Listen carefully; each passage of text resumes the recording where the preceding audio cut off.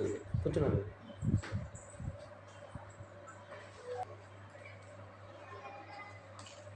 అనుకోవద్దండి, విధానమే ప్రధానం ఎంత ముఖ్యమో. అదేవిధంగా ముస్లిం సమాఖ్య వేదికలో కూడా అడ్వైజర్గా ఉన్నాను. వివిధ సంఘాలలో పనిచేస్తూ మహిళా సమస్యల మీద పోరాడుతున్నాను ఇంతవరకు కూడా. సో నా ధ్యేయం ఎప్పుడు కూడా మహిళలకు సాధికారత కల్పించాలి, వాళ్ళకు న్యాయం చేయాలి అనే ఉద్దేశంతో నేను పోరాడుతున్నాను. ప్రస్తుతము ఈ కూటమి ప్రభుత్వంలో మహిళా సాధికారత కోసం ముఖ్యమంత్రి చంద్రబాబు నాయుడు గారు ప్రవేశపెట్టిన పథకాలు చాలా బాగున్నాయి. ఇవి హర్షించదగ్గవి. ఎందుకంటే మొదటి నుంచి కూడా బాబు గారు మహిళా సాధికారత కోసం పెద్దపీట వేశారు.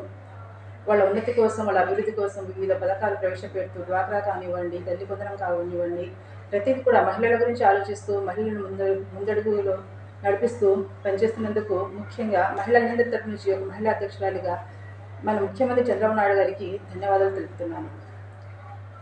మహిళా సాధికారతలో భాగంగా ఈ ప్రభుత్వంలో ఇప్పుడు ఏర్పడినటువంటి ఈ ప్రభుత్వ సంవత్సర కాలంలో చంద్రబాబు నాయుడు గారు ప్రవేశపెట్టినటువంటి దీపం పథకం కానివ్వండి, తల్లి పొందడం కానివ్వండి, ఫ్రీ బస్సు కానివ్వండి, ఇవన్నీ కూడా మహిళలకు చాలా ఉపయోగంగా ఉన్నాయి. అదేవిధంగా ఎక్కడ మహిళల మీద అత్యాచారాలు కానీ అన్యాయం కానీ జరగకుండా చట్టాన్ని ఇంకా కొంచెం పకడ్బందీగా కఠినతరంగా తయారు చేసి మహిళల మీద జరిగేటువంటి అరాచకాలను ఆపాలని ముఖ్యమంత్రి గారిని కోరుకుంటున్నాను. అదేవిధంగా కూటమి ప్రభుత్వం ఏర్పడి సంవత్సర కాలం అయింది. ఈ సంవత్సర కాలంలో కొన్ని విషయాలు నా దృష్టికి వచ్చాయి. అది పార్టీ దృష్టికి, అధినేత దృష్టికి తీసుకెళ్లాలని నేను అనుకుంటున్నాను. గతంలో ఎన్నో సంవత్సరాల నుంచి పార్టీకి కట్టుబడి ఉండి పార్టీకి సేవ చేస్తూ పార్టీని నమ్ముకుని ఉన్న వాళ్ళు కూడా ఈసారి కొన్ని విషయాల్లో అసంతృప్తికి లోనై పార్టీ విధుల నుంచి, పార్టీ పనుల నుంచి కొంచెం దూరంగా ఉంటున్నారు. సో సర్వే చేస్తున్నారు పార్టీ పరంగా, అంటే స్థానికంగా ఉన్న ఎమ్మెల్యే పనిచేస్తున్నారా లేదా, నేతలు పనిచేస్తున్నారా లేదని సర్వే చేస్తున్నారు. ఇది కాదు, ఫస్ట్ కార్యకర్తలు సంతోషంగా ఉన్నారా లేదా, కార్యకర్తలకు న్యాయం జరుగుతుందా లేదా. ఎందుకంటే ఒక ఎమ్మెల్యే ఉన్నారంటే ఎమ్మెల్యేకు కంపల్సరీగా వాళ్ళ విధులు నిర్వహించాల్సి వస్తుంది, వాళ్ళు నిర్వహిస్తారు. అది కరెక్ట్, అది పాయింట్ కాదు. ఇక్కడ పాయింట్ ఏంటంటే కార్యకర్త సంతోషంగా ఉన్నాడా లేడా. ఎందుకంటే దాదాపుగా మా పాండ్యం నియోజకవర్గంలో 15 ఏళ్లుగా ప్రతిపక్షంలో ఉన్నాము. మేము, మా కుటుంబము గత 30 ఏళ్లుగా, అంటే పార్టీ ఆవిర్భావం నుంచి సీనియర్ నాయకులు ఎన్టీఆర్ గారి దగ్గర ఉన్నప్పటి నుంచి కూడా మా ఫ్యామిలీ ఎంతో నమ్మకంగా కేవలం పార్టీనే నమ్ముకొని పార్టీ సిద్ధాంతాలకు లోబడి పార్టీకి సేవ చేస్తూ వచ్చాము. ఇంతవరకు మేము ఎప్పుడు కూడా మాకు ఒక పోస్ట్ కావాలని కానీ ఇది కావాలని కానీ పార్టీని కోరింది లేదు.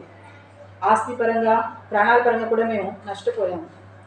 2000లో మా మామగారు బాంబ్ బ్లాస్టింగ్లో చనిపోయారు.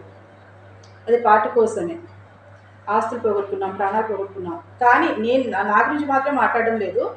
చాలామంది కార్యకర్తలు ఉన్నటువంటి పార్టీ అక్కడ లోకల్ ఉన్న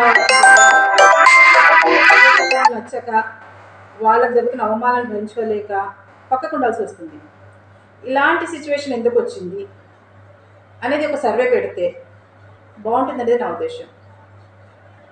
నాట్ ఓన్లీ పాండ్యం, కర్నూలు జిల్లా మొత్తంగా తెలుసు నన్నూరు, మహబూబ్ బేగ్ ప్రజల కోసం ఏం చేశారు, వాళ్ళ ఆస్తిపాస్తులు ఎలా పోగొట్టుకున్నారు, పెళ్లి కాని వాళ్ళకి పెళ్లిళ్ళు చేసి, ఆస్తులు లేని వాళ్ళకి ఇల్లు, లేని వాళ్ళకి ఇల్లు ఇప్పించి, ఆపదలు ఉన్నామని వచ్చిన వాళ్ళకు ఆదుకొని ప్రతిదీ చేసి సర్వం పోగొట్టుకొని కూడా ఈరోజు మా పార్టీ అధికారంలోకి వచ్చింది అనే సంతోషం కూడా నిలవకుండా బాధను అనుభవిస్తున్నారు చాలామంది. సో ఇది ఎందుకు వచ్చింది ఈ సిచ్యువేషన్ అనేది ఒక సర్వే పెట్టి కంపల్సరిగా దీని మీద ఒక చర్యలు తీసుకొని కార్యకర్త సంతోషపడే విధంగా పార్టీ ప్రణాళికలు రూపొందిస్తే బాగుంటుంది. ఎందుకంటే ముఖ్యమంత్రి చంద్రబాబు నాయుడు గారు చెప్తున్నారు, కార్యకర్తలే పార్టీకి ముఖ్యము, కార్యకర్తలే పార్టీకి ప్రాణం అని చెప్పేసి. కానీ కరెక్ట్గా కార్యకర్తలకు న్యాయం జరగట్లేదు. నాట్ ఓన్లీ మా ఏరియా, మా స్థానం, అన్ని చోట్ల రాష్ట్ర వ్యాప్తంగా చాలా చోట్ల ఇదే పరిస్థితి ఉంది. సో దీని మీద ఏం చర్య తీసుకోవాలనేది ముఖ్యమంత్రి గారు ఆలోచిస్తే బాగుంటుంది. గతంలో మా కుటుంబం నుంచి ఒకేసారి జెడ్పీటీసీ, ఎంపీటీసీ, సర్పంచ్ ఒకే పీరియడ్లో పనిచేశారు. అంటే పార్టీ పరంగా నేను చేసిన సేవలకు గుర్తింపు వచ్చినా వచ్చకపోయినా రాకపోయినా పర్వాలేదు, కానీ పార్టీ అభివృద్ధి పదంలో నడవాలి, పార్టీకి మేలు కలగాలని ఒక పార్టీని అభిమానిగా నేను కోరుకుంటున్నాను. అదేవిధంగా ఒక మహిళా అధ్యక్షురాలుగా నేను కోరుకునేది ఏంటంటే మహిళల మీద ఎక్కడ కూడా ఎటువంటి సంఘటనలు జరగకుండా ముఖ్యమంత్రి గారు ఒక కఠినమైనటువంటి చర్యలను తీసుకుని వచ్చి వాళ్ళని కాపాడాల్సిన అవసరం ఎంతైనా ఉంది. సో ఆ దిశగా మీరు ప్రయత్నం చేయండి అని చెప్పేసి నేను ముఖ్యమంత్రి గారిని మనవి చేసుకుంటున్నాను. ధన్యవాదాలు. ఆ టైంలో ప్రతి చోట ఫ్యాక్షనిజం వచ్చింది, నాట్ ఓన్లీ మన దగ్గర అని చెప్పేసి. అంటే ఆధిపత్య పోరు, తను ముందుకు ఉన్నారు, మనకు నష్టం జరుగుతుంది, తను ఉన్నంత వరకు మనం ముందుకు రాలేమనే ఉద్దేశంతో జరిగినవన్నీ అవన్నీ ఆల్రెడీ అందరికీ తెలిసిన విషయమే. 2000 టైంలో ఫ్యాక్షనిజం అనేది ఒక ప్రతి చోట వ్యాపించింది ఆ టైంలో కంపల్సరీగా. ఇవన్నీ సీఎం దృష్టికి తీసుకెళ్తారా మేడం మీరు? సీఎం దృష్టికి తీసుకెళ్లాలంటే తీసుకెళ్లాల్సిన అవసరం కూడా ఉంది కంపల్సరీగా.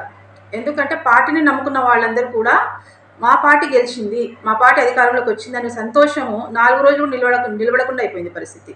సో కంపల్సరీగా అధినాయకుడి దృష్టికి తీసుకెళ్ళాలి. ఎందుకంటే రేపొద్దున ఏం జరిగినా పార్టీకి నష్టం జరిగేది. కంపల్సరీ తీసుకెళ్ళాలి. ఇది మీరు ఏ పోస్ట్లో ఉన్నారు మేడం?